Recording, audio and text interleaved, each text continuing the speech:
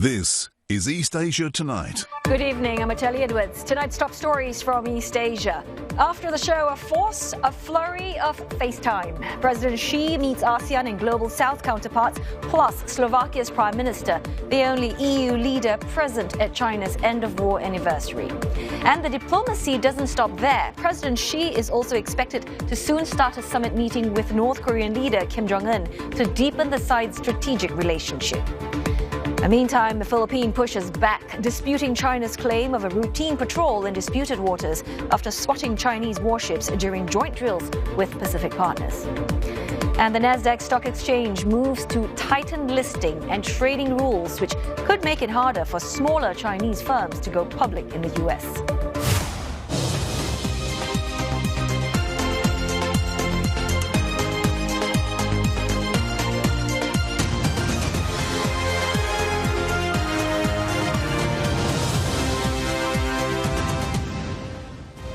Ahead of the bulletin, North Korean leader Kim Jong Un's daughter has everyone talking after she appeared with him on his visit to China.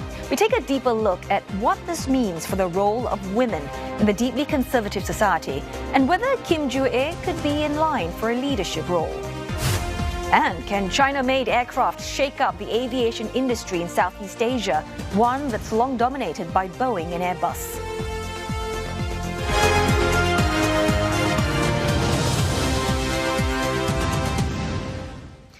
Chinese President Xi Jinping continued a series of bilateral meetings in Beijing, shoring up ties with world leaders who were in the capital for China's World War II anniversary parade yesterday. Now, Mr. Xi met Slovak Prime Minister Robert Fico, the only European Union head of government at the event. Mr. Xi said that China appreciated Slovakia's long-standing friendship and said he hoped it will continue to play a positive role in promoting China-Europe ties. Well, tensions between China and the EU continue over trade and Beijing's relationship with Moscow. Meanwhile, Mr. Fico said he welcomed more Chinese companies to do business in Slovakia. Mr. Xi also met with Vietnamese President Long Kong. He said that China is ready to work with Vietnam to safeguard the common interests of the Global South. Well, his counterpart said that China is Vietnam's top foreign policy priority. Mr. Xi, he also met with some other leaders from Southeast Asia and Africa. He had earlier unveiled his vision for a new global order at the Shanghai Cooperation Organization Summit, saying that the bloc of mostly Eurasian countries was an important force in building a new type of international relations. And in what would be a closely watched meeting, Chinese President Xi Jinping, according to Beijing, is expected to hold an in-depth summit with North Korean leader Kim Jong Un. The talks are said to be happening soon. 两党两国领导人将举行会谈，就中朝关系和共同关心的问题深入交换意见。中方愿同朝方一道，加强战略沟通，密切交往合作，深化治国理政经验交流，推动各自社会主义事业和中朝传统友好合作关系不断向前发展。 China is one of North Korea's most important allies. Historically, Beijing has provided the country with diplomatic, economic and political support.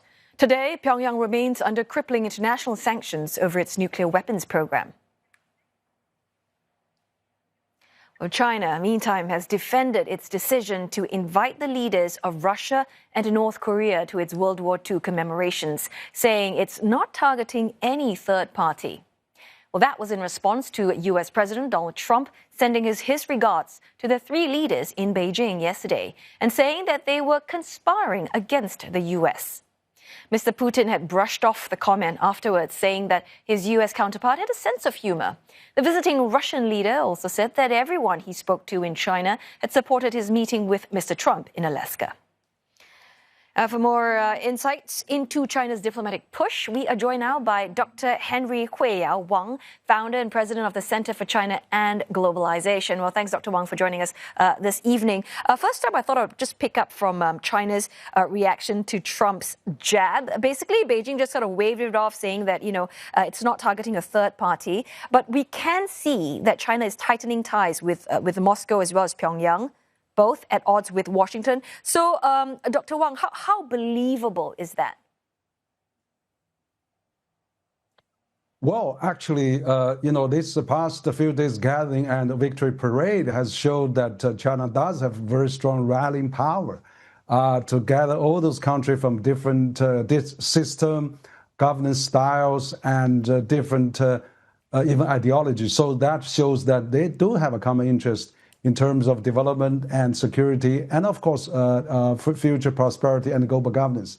I think what President Trump tweeted and said is understandable. I mean, of course, he also said he watched the event and it's very impressive, and he said it was made for him, and he thinks that China was doing that, but certainly not just him. China is really make this for the whole world to commemorate the 80 years anniversary of the Second World War. So, but I can understand he sees president from Russia and North Korea were here. But those people are the ones he wants to meet too. So he just met President Putin in Alaska, and President North Korea leader Kim Jong Un. He wants to meet. He met him during his last term. So if President Trump wants to meet those people, I mean, why not Chinese leaders? I mean, also there's worthwhile reasons for this gathering and celebrating, because those three countries fought shoulder to shoulder during the Second World War against aggressors, and also helped each other.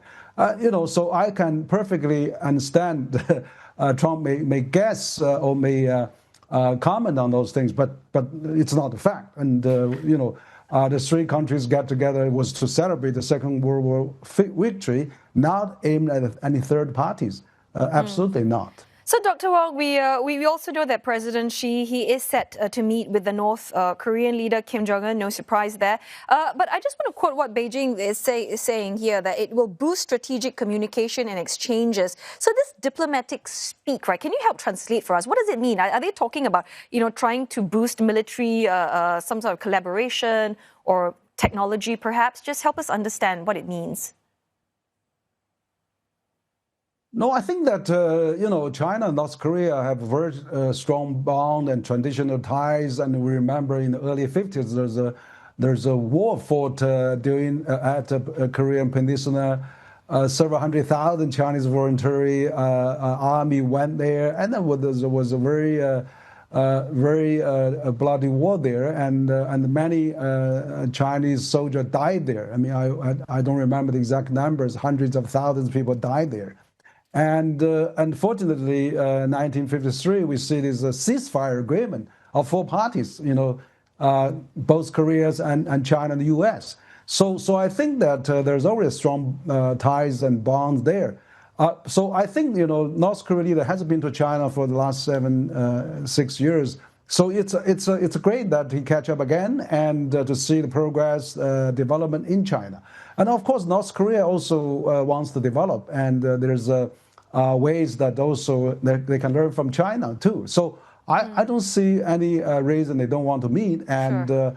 Even President Trump wants to meet Kim Jong Un. So I think also for the Korea Peninsula to have a non-nuclear status, that is a position held by all the previous six-party talks. And of course, China doesn't also want to have a nuclear-free peninsula, but now North Korea has that. So we have to see how we can get along with this emerging nuclear power in the region, and make sure that nothing goes wrong and really trigger a hot war in this Korean peninsula, because it's so close to China. It's a Chinese close neighbor, and so we want to make sure things doesn't go bust and things that go extremely wrong. So, Dr. Wang, I just want to go back to the parade yesterday. Yeah, it was very impressive. We saw a lot of eye-catching hardware, so-called Guam killer, DF-26, AI drones, unmanned subs, all of that. Very impressive. But how much of that is actually battlefield ready today?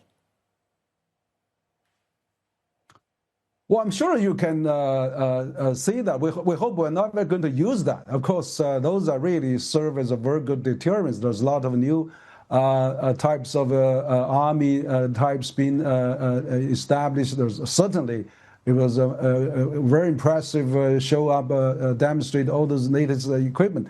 most of the equipment was not shown before. So you can be sure those are functional. China sent rockets to the sky, probably the most frequent one in the world. I'm sure, if they develop that, they can certainly use that. But not going to use it, they are really stated they're just for defense purpose. They want to make a peace. They want to promote peace.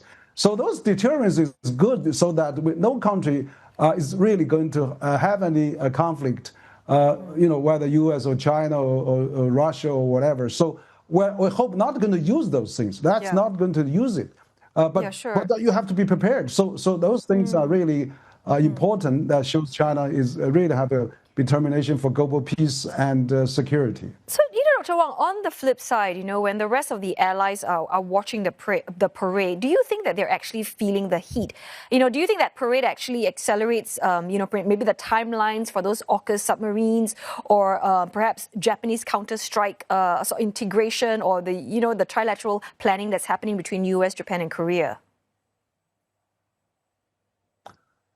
Well, I hope certainly that we don't want to have an arms race. No, don't want. China's military budget is still within the limits. I mean, it's just a fraction of what U.S. maybe not more than 1/3 of U.S.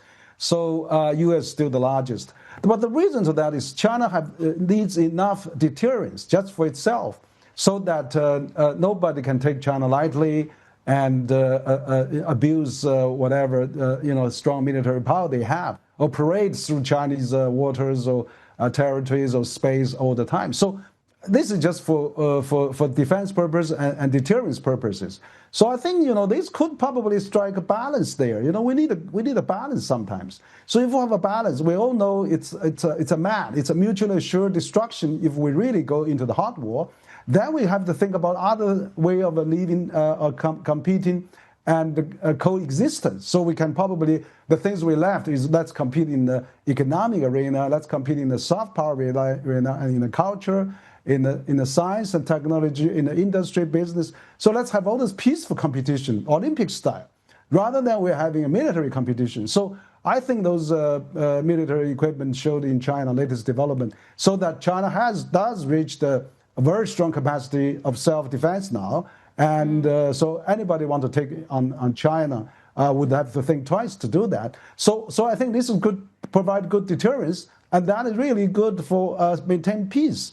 After all, we haven't got any war in the last 80 years since the Second World War because we're in the nuclear age already. It's not like it's not likely that we're going to have a big major war, because if we have a major war, and if it's involved nuclear and involve big powers, we're going back to the Stone Age. We'll all be human beings. Will be all vanished from this planet. So yes, and this I'm very is sure really that's to show that wants. the balance. I'm afraid we are running out of time there, but thank you so very much for your thoughts. Some great insights there, Dr. Henry Huiya Wang, founder and president of the Center for China and Globalization.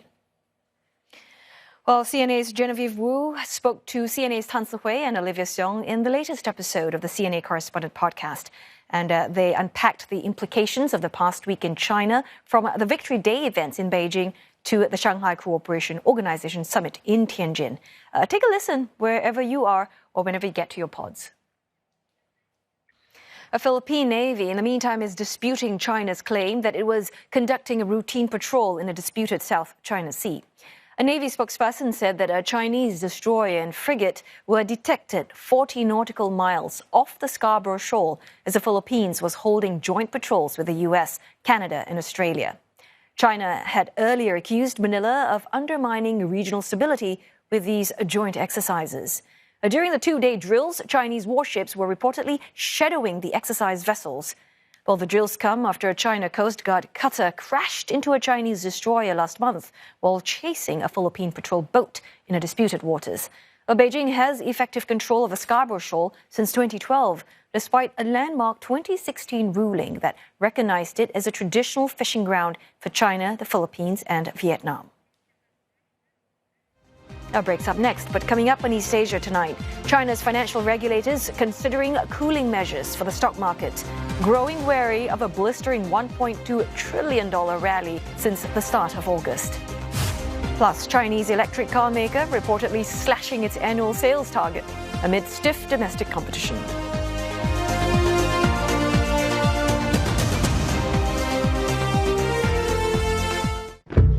80 years after the end of World War II, Japan starts to rearm. Way towards peace is not just pacifism. Xi has ordered his military to be capable of invading Taiwan by 2027. How many wars did the United States fight? The Chinese military hasn't even killed a single foreigner overseas. Isn't that miraculous?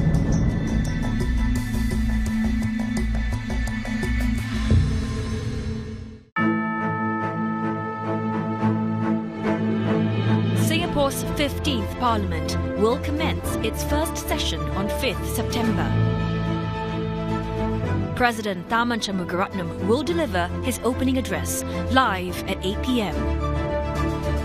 Opening of Singapore's 15th Parliament, Friday on CNA.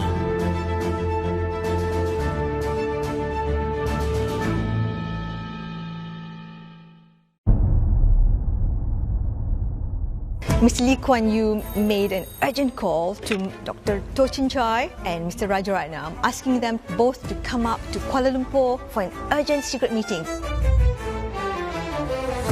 Lee Kuan Yew had to manage his cabinet colleagues because not all of them agreed to separation.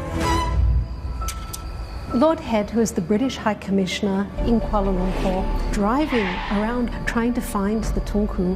The British were deliberately kept in the dark. So there's a sense of embarrassment. The belief was that leaders of Singapore were all caught by surprise. Now we know it was a negotiated separation. Lee Kuan Yew, who was emotional and exhausted, had not slept for 3 days. Because really, Singaporean, I can't call myself a Malaysian now. Reunite.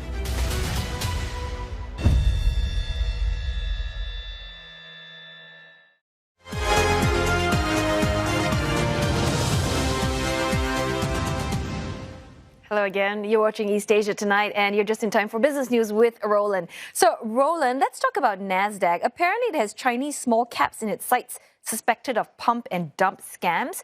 Are we expecting tougher rules to come? Yes, indeed. The tech-focused exchange introducing quicker enforcement and tougher trading standards. This after July's microcap stock rout, where billions in market cap evaporated.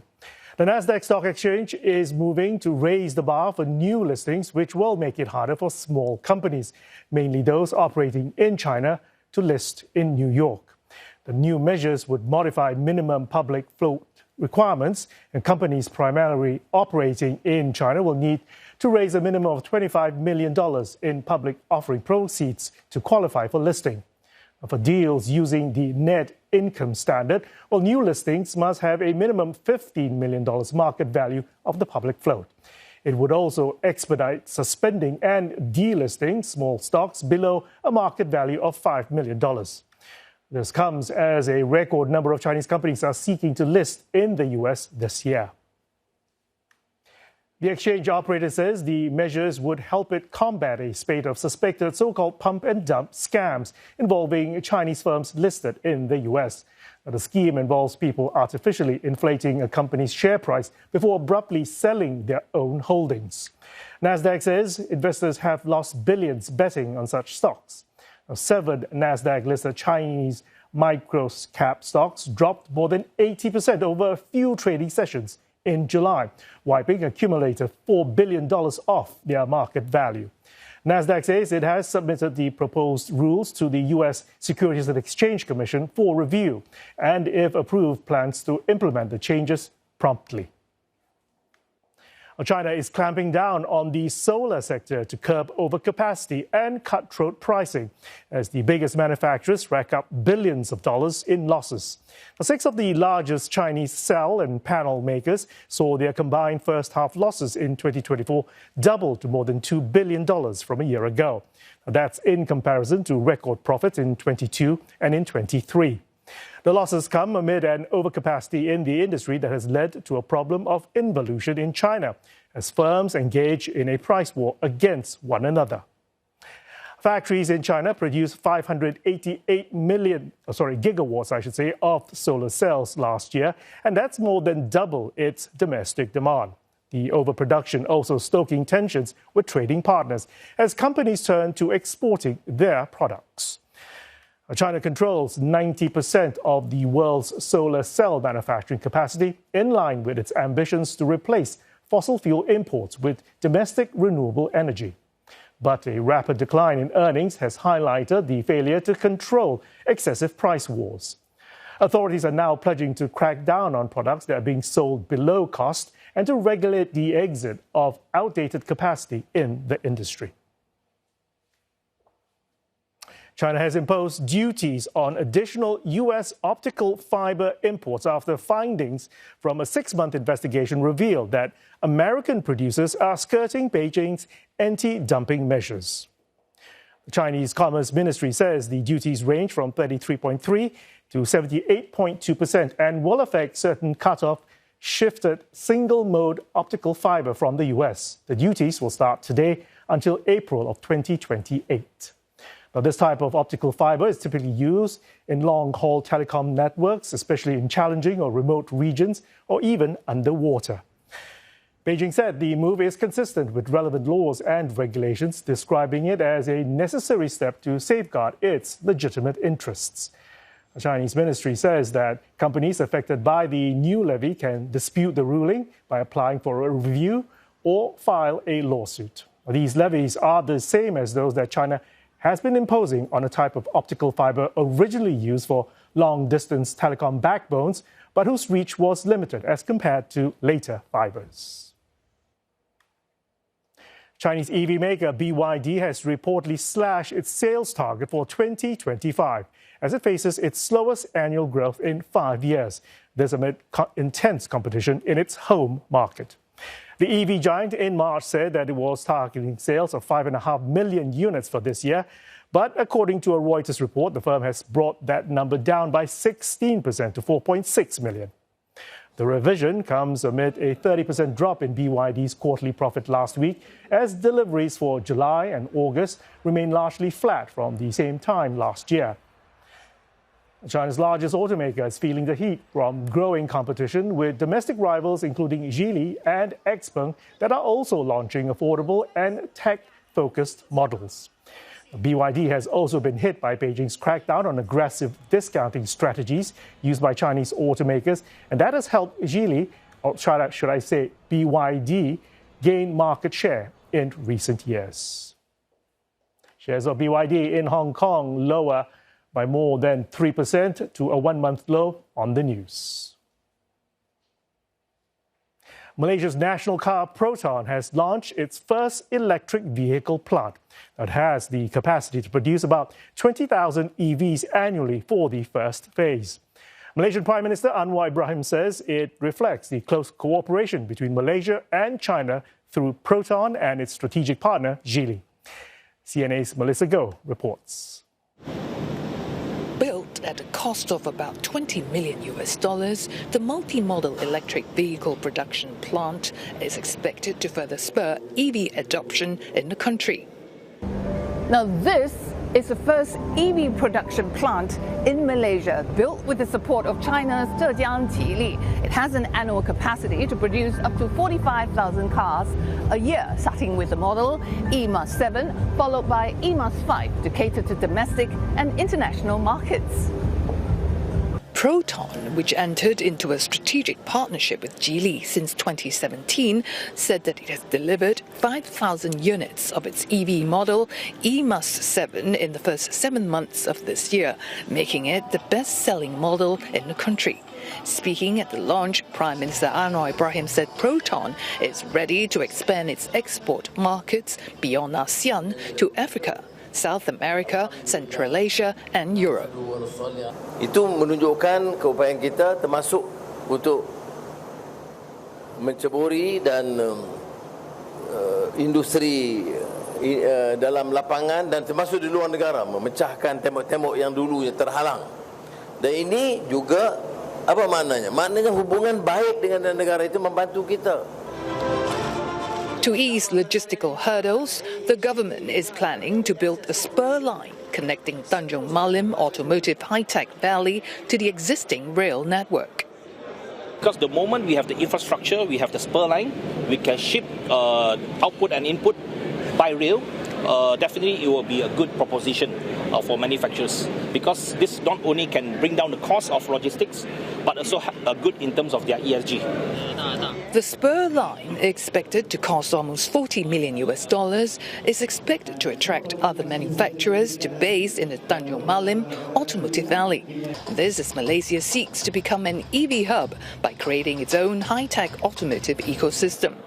So far, Geely has trained scores of workers from Proton. Its latest EV plant in Tanjung Malim is expected to create some 200 jobs in the EV sector. Melissa Goh, CNA, Tanjung Malim, Malaysia.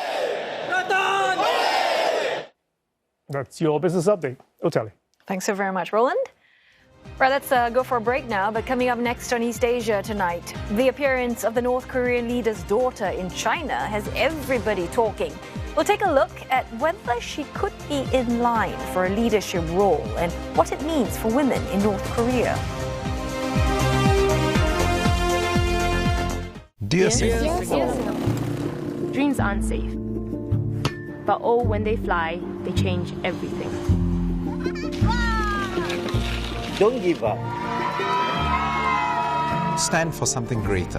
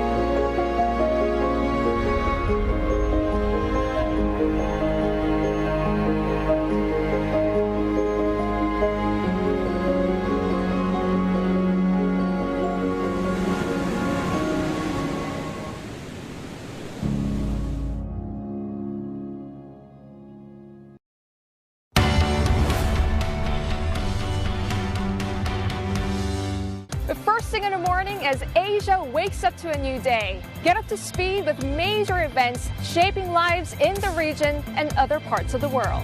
Putting things in perspective with eye-opening reports and expert analysis as a new era of global politics breeds power struggles and shifting alliances. We get to the heart of the matter and take stock of the issues you're invested in with on-the-ground reports and wall-to-wall coverage. Viewing it all from a regional lens because we put Asia first.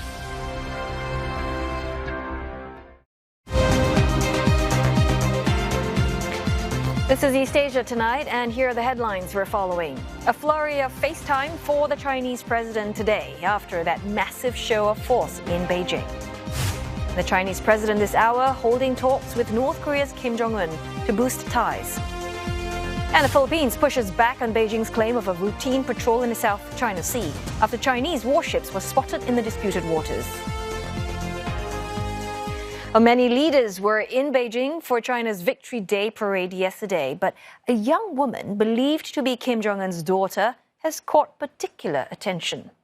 Reports identify her as Kim Jue. She's been spotted alongside Kim Jong Un in public over the past 3 years, triggering speculation that she could be next in line for the title of North Korea's supreme leader. CNA's Gratian has more. In order to understand the interests surrounding Kim Jong Un's daughter, we need to take a step back and look at the Kim family tree. Since the country's foundation, North Korea has been ruled by this family, otherwise known as the Paektu dynasty. In each generation, the supreme leader wields the ultimate authority. So far, all three have been men: Kim Il-sung, Kim Jong-il, and Kim Jong-un. North Korean society has clear definitions for the role of women, but in this family, not all women are equal. The first supreme leader and the founder of the country, Kim Il-sung, referred to his first wife as the mother of Korea, and through Kim Jong-suk, guided people on what he believed were the proper roles of women. Soviet notes from the time tell stories about how Kim Jong-suk would cook food for generals who visited the Kim home. Now, compare that to Kim Jong Un and his wife, Lee Seol-ju. Kim Jong Un brings his wife to high-level meetings and other ceremonies. This is Lee Seol-ju accompanying the supreme leader during a meeting with China's Xi Jinping. And she's not the only powerful woman walking the corridors of power in Pyongyang. Kim Jong Un installed the country's first female foreign minister, Choi Sun-hee. But when the supreme leader needs an important message delivered, he turns to his sister, Kim Yo-jong. In peaceful times, she stepped foot on South Korean soil to deliver a message from her brother to President Moon Jae-in. And as relationships deteriorated, she was the one who ordered the destruction of a liaison office. And she is the second most powerful person in the country. So is she setting the ground for someone else? That's where this teenager, believed to be Kim Jong Un's daughter, comes in. We have to say believed because little is known about her. North Korea has never confirmed her name, age, or whether she's even an only child. But what we do know for now is that she has been accompanying Kim Jong Un a lot. Her appearances have sparked debate ranging from whether this is just a PR exercise in showing Kim Jong Un's fatherly side, or whether something as grand as leadership could be in the cards. Well, for more analysis, Grace Shin is right here in the studio joining me for more. So, Grace, Kim Joo-ae front and center this whole week. I know you've been doing a bit of research. Tell me, when did we exactly first see her? Well, Kim Joo-ae first made her public appearance in November 2022 at the Hwasong 17 ICBM launch, and since then she's appeared at parades, party events, and now this trip to China was her first overseas outing. And what's notable is that state media language has also shifted when describing her. They used to use the adjective beloved daughter, but now more recently she's been elevated to use the adjective of respected. And that's a formal title usually reserved for leadership figures. And South Korea's intelligence service has even briefed lawmakers that Kim Joo-ae is considered a possible successor. Now, in North Korea, nothing is accidental. It could be a choreographed PR push to modernize the regime by showing Kim Joo-ae more with her father, or a continuation of the cult of personality built by Kim Il-sung and Kim Jong-il, or even succession signaling. And that's like when the sacred Paektu bloodline may extend through Kim Joo-ae. So South Korea's intelligence service basically suggesting that she could be next in line. But North Korea itself, do you think they could accept a female leader? Now, bear in mind that everything that we're saying today, it's such a reclusive regime. All the information is shrouded. But based on what analysts are saying, it would be unprecedented to see a female figure in North Korea. Succession has always been strictly patrilineal and also very patriarchal based on the cultural roots of the country. But legitimacy in North Korea flows from the Paektu bloodline we just explained, which in theory opens the door for Kim Joo-ae. And that's why some analysts say that she's being brought to these public events. So before we move on, let's hear from what the experts had to say. I'd like to emphasize that her public appearances are carefully choreographed. That if you remember, her first outing was in November 2022 when she stood beside Kim Jong Un and his wife Lee Seol-ju at an ICBM missile test. And this debut unmistakably linked her to the country's nuclear program. And we all know that nuclear weapons are the regime's ultimate source of legitimacy and Kim dynasty's legacy. So, by tying Joo-ae to that achievement, this is a huge achievement to the country. Kim Jong Un is signaling that his heir, regardless of gender, will inherit and protect the regime's most treasured possession. So as you just heard, experts are weighing in the significance of Kim Joo-ae appearing publicly with her father, but there are big caveats, like she's still a child, holds no party title, and elite buy-in, especially from the military, is not guaranteed. For now, it looks more like an image building than concrete succession, and some even speculate Kim has two sons who could be groomed quietly, while Kim Joo-ae helps soften his image as a father. So analysts say the real test will be whether Kim Joo-ae receives a formal party or state designation. And until then, her role, whether it be an heir or a symbol, remains an open question. So let's take a listen to what an expert had to say. 지금 김주에 대해서는 주로 이 수사업적인 표현으로 사랑하는 자녀분, 존귀하신, 주로 존귀하는 이런 수사력이 딸린 표현이잖아요. 좀 더 나아간다면은 사진을 찍는데 중앙에 위치한다든지 또 이 북한 군부의 실세들이 무릎을 꿇고 뭐 이 말을 하다든지 경청한 자세 이것만 가지고 김주애가 후계자로 내정됐다. 이것은 너무 앞서가는 해석이다 이렇게 보여지고 방금 말씀드린 대로 제가 적어도 김주애에 대한 개인 우상화 또 그리고 노동신문의 김주애가 표기되어야 된다는 점. This is really interesting, seeing that North Korea is such a closed society, but we are seeing more women in its politics. So do you think that actually signals a broader breakthrough for women in North Korea? Unfortunately, not for the ordinary North Korean woman, because these are elite figures we're talking about. They're carefully chosen exceptions. So experts note that Kim Jong Un's style is different from his predecessors. First, he studied in Switzerland. He reportedly speaks several languages. He directly is able to access the internet. So unlike his father, Kim Jong-il, who had to refer to his aides to strategize how to lead the country, Kim Jong-un is strategizing himself. So the exposure shows up in culture, particularly state dramas. We're seeing more of family conflict, workplace drama, and even official corruption cases being depicted in North Korea dramas these days, which is a stark contrast from what we've been seeing before. So while Kim Jong-un's youth and foreign background may give him a more modern view of women and how he would like to portray them, the reality for most North Korean women haven't changed. And the experts that I've been speaking to, though they had quite different views as to whether Kim Ju-ae's public appearance means succession, they did agree that it does not mean that the role of the women or the role that North Korean women have in society has changed. Ordinary women in North Korea who bear much of the burden of survival, seeing a elite woman in a very different position with luxuries and fine clothes may feel very distant and even frustrating. And this is actually some quotation from publicized interviews with North Korean defectors, especially women.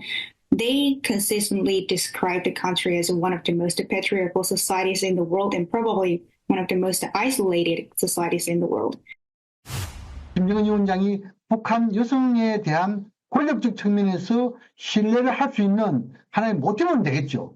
그러나 지금 아직까지는 김주애에 대한 나름대로 딸바보, 백두혈통 이런 관점에 대해서는 신뢰하고 있지만 나름대로 업무 영역에 대해서는 아직까지 신뢰 파악의 기회가 없기 때문에 이런 것을 볼 때 아직까지 김정은 위원장이 정확하게 북한 여성상의 변화랄까요? 이런 것은 보여주고 있지 않다 이렇게 보여지고. So keep in mind, despite women taking up half the population of North Korea, they remain largely absent from the top military and political ranks because we're only talking about a few female figures here. So the patriarchal system is still deeply entrenched in North Korean society, and experts say changing the perception isn't just enough. We need to see legal and institutional reform, which may take up to years, if not decades. All right. Well, thanks very much for that, Grace. Always great to have you in our studio. Thank you. Shifting our attention to China now, we know on Wednesday they wrapped up its celebrations with a gala at the Great Hall of the People in Beijing, depicting scenes of the nation's resistance against Imperial Japan. CNA's Deborah Wong with this report. The battle cry, a rallying call for resilience. Young dancers pumping their fists and books in the air, while a chorus of voices sang tales of pain, then victory. China wrapping its biggest diplomatic day with a highly choreographed cultural show, taking foreign guests through its telling of World War II.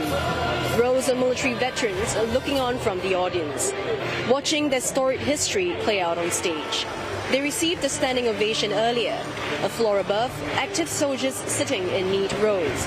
Early on Wednesday, at a lunch reception following a massive military parade, Chinese President Xi Jinping reiterated to foreign attendees that Chinese-style modernization follows the road of peace, adding that China will be a force for stability and progress in the world. 正义、光明、进步，必将战胜邪恶、黑暗、反动。任何时候，我们都要弘扬全人类共同价值，坚定捍卫国际公平正义，让世界正义充盈，乾坤朗朗， Displays of military might paired with repeated pledges of peace. How this will be received by other nations and the ripple effects from beyond this hall and across the globe will be something to watch in the coming days. Deborah Wong, CNA, Beijing.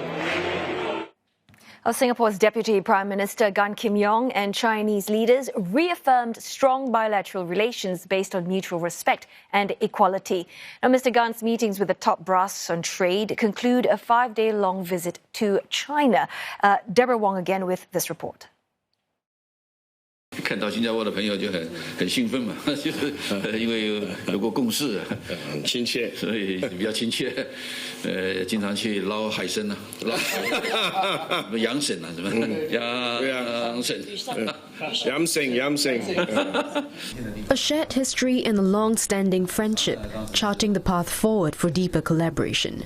Light-hearted though the opening remarks may be, Chinese Vice Premier He Lifeng is known to be a tough negotiator, leading China's trade talks with the U.S.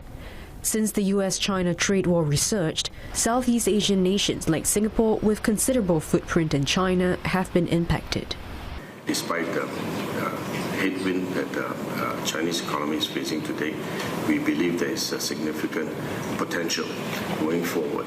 So I think in the longer term, I think China remains a very attractive place for our investments. Both leaders discussed the progress of bilateral projects in Tianjin, Suzhou and Chongqing, as well as capital market cooperation.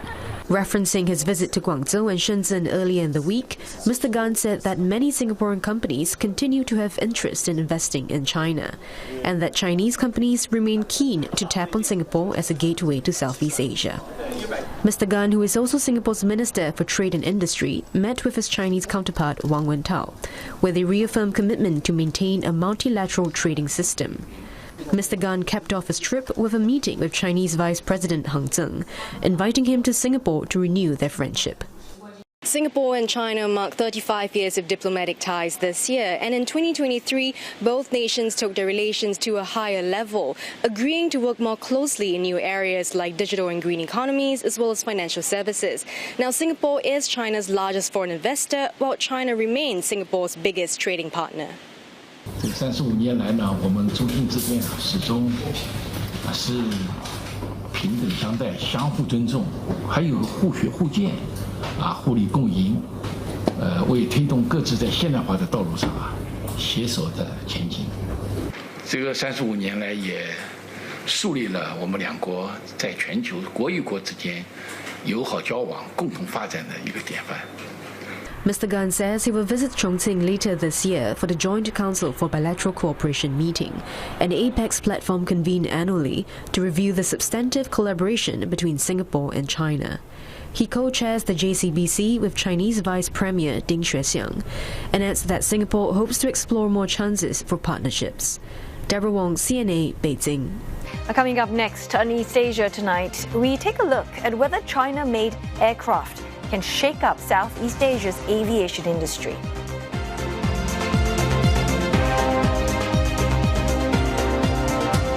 This week on Singapore Hour, she's hustling by day, living it up by night. Meet the Brit living her best life here. Everything about me now was built in Singapore. Some drink it black, some drink it with butter. See all the ways Singapore does coffee. If you want to try a very Singaporean style of coffee, this is the one that you should go for. The Inside Buzz on Singapore Hour, Friday on CNA. Can you make money investing when markets are hitting all-time highs? The financial consequences of buying too little and too much insurance for your home. Plus, can this Gen Z make her expensive hobby pay off? Money Mind, Saturday on CNA.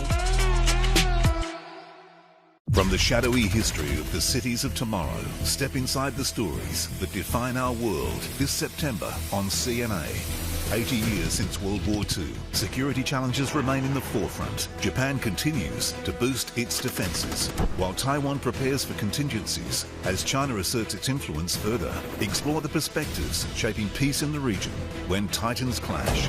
In the heart of Singapore, architecture tells our story. Join architect Jenny Wu as she explores how the city's design shapes the way we live, work and connect in Metropolis. Undercover Asia returns for a new season to investigate how unregulated gaming apps are pushing players into debt and despair in India.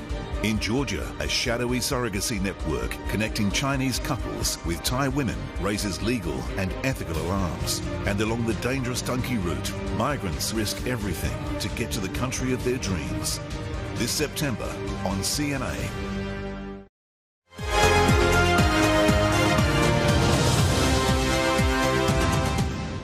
India is reviewing a free trade deal with ASEAN. This as Prime Minister Narendra Modi is stepping up efforts to boost economic ties with the Southeast Asian bloc. And Singapore could play a key role, with both sides looking to expand cooperation in areas like digitalization, the green economy, and semiconductors as they enter the next phase of bilateral relations.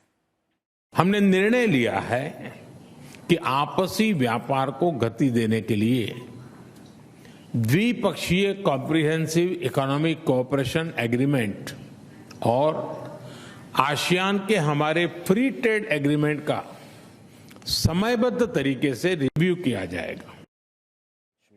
At a joint media conference, Singapore Prime Minister Lawrence Wong and his Indian counterpart also announced several new initiatives, and that includes plans to set up a national centre of excellence for advanced manufacturing in Chennai.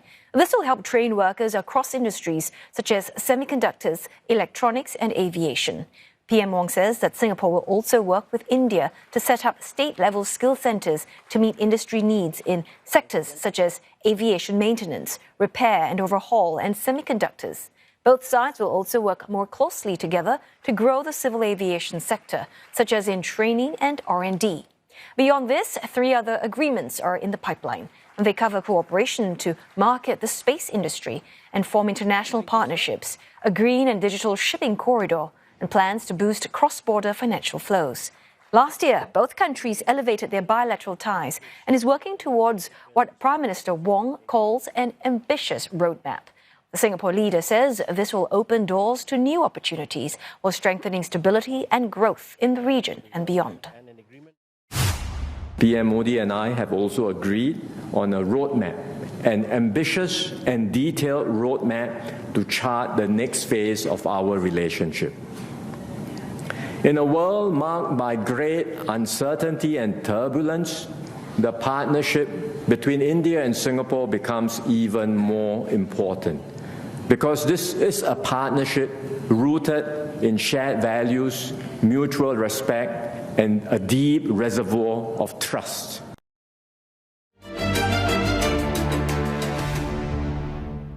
Boeing and Airbus have long dominated the airline industry, but are now confronted with a new player, the Commercial Aircraft Corporation of China, or COMAC. Well, the first airline outside China to operate COMAC's twin-engine C909 jets is Indonesia's low-cost Transnusa. CNA's Insight finds out why.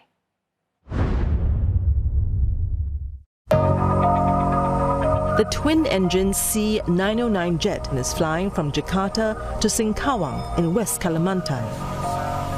The flight takes around 1 hour and 40 minutes. Transnusa uses C909 to serve the city of Manado in North Sulawesi to Sorong in southwest Papua province. For international routes, it links Manado with Guangzhou in China. Flights to Shanghai and Shenzhen start in September. Kenapa Transnusa memakai COMAC? Pertama adalah spare part availability di Indonesia. Company yang mendukung COMAC di Indonesia. For example, engine. GE Indonesia say, hey, our engine is already get the certification of Indonesian government.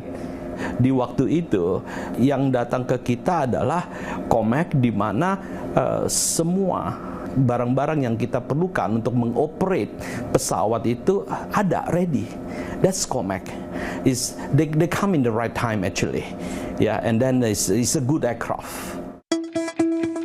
Will COMAC shake up the aviation industry, long dominated by Boeing and Airbus, and in doing so, alleviate the supply chain crunch? I don't see it that way yet. I think there's a long way for COMAC to go before it can rival Airbus or Boeing. But COMAC is not an entity, an aircraft manufacturer that can be pushed aside or can be ignored. What the Chinese are doing is trying to wean themselves off dependency on Western manufacturers.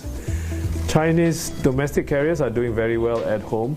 It's a test bed for them. They want to run as many COMAC aircraft domestically before they sell it overseas.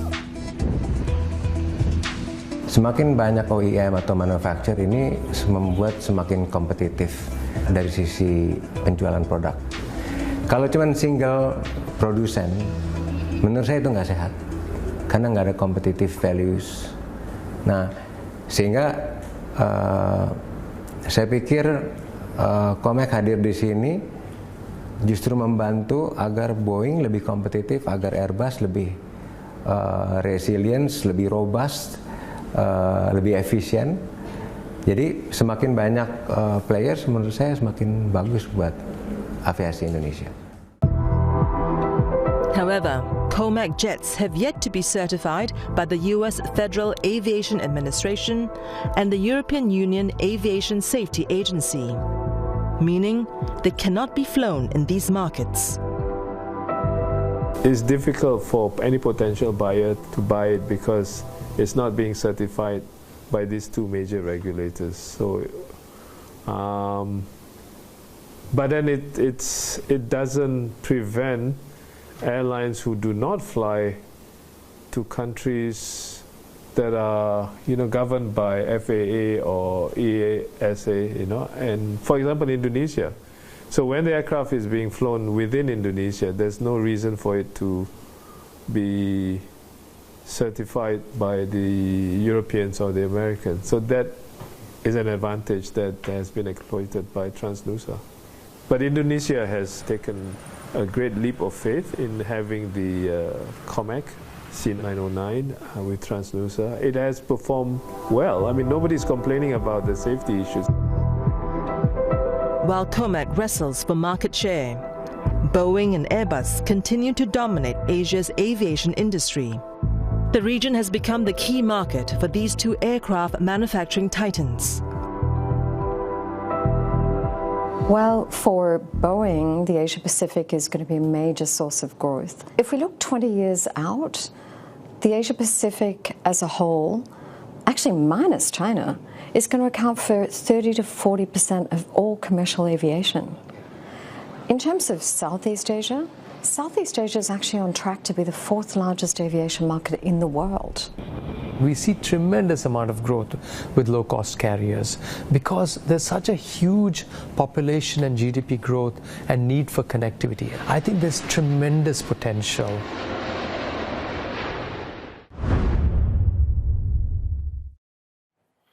And for more on the prospects and challenges Southeast Asia's aviation sector is facing, do catch the Insight episode tonight at 9 p.m. Singapore, Hong Kong time on CNA. And you can also catch up online on CNA Video On Demand or Insider's YouTube page.